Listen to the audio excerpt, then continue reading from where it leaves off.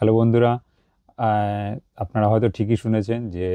আয়ারল্যান্ডেও হয়তো বা 16 বছরের যে নিচে যারা আছে, যে সমস্ত স্টুডেন্টরা যারা আছে কিংবা শিক্ষার্থীরা আছে, তত বয়স পর্যন্ত তারা কিন্তু সোশ্যাল মিডিয়া ব্যান করার একটা চিন্তা ভাবনা করছে। এক্ষেত্রে তারা অস্ট্রেলিয়াকে মডেল হিসেবে দেখতে চাইছে এবং অস্ট্রেলিয়াতে কি কী প্রভাব পড়ে না পড়ে সেই জন্য তারা ক্লোজলি তারা মনিটর করছে এবং অস্ট্রেলিয়া গভর্নমেন্টের সাথে তারা একটা কোলাবোরেশনও করছে যে ডাটা ট্রান্সফার যেটা আছে তারা করবে এবং এটার কী এফেক্ট পড়ে না পড়ে সেটা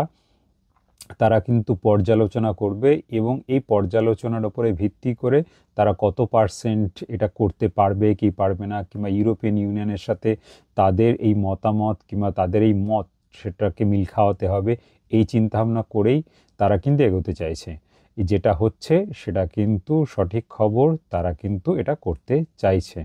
ভালো থাকবেন।